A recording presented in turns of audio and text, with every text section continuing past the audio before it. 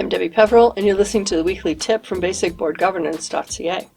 Today I'm talking about bylaws. Specifically, have you looked at the bylaws for your organization lately? Were you wondering what bylaws are? Well, bylaws are kind of in between the law that an organization is incorporated under and policies. So let's imagine that you're incorporated under the Nova Scotia Societies Act. One of the things in that act is that you're not allowed to distribute any profits to your members. This is the nature of a not-for-profit.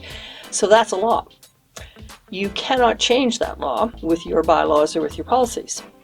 The bylaws are the next step from the law down in your governance structure, and you can only change bylaws when 75% of the members at a special meeting or your annual general meeting agree to change those bylaws.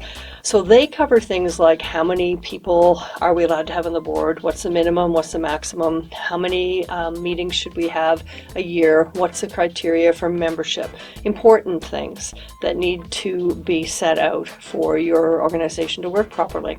So what you should do every now and again is take a look at the bylaws and see if they reflect what's going on with your organization. Because it's possible that you have exceeded the maximum number of directors or you're not meeting the minimum.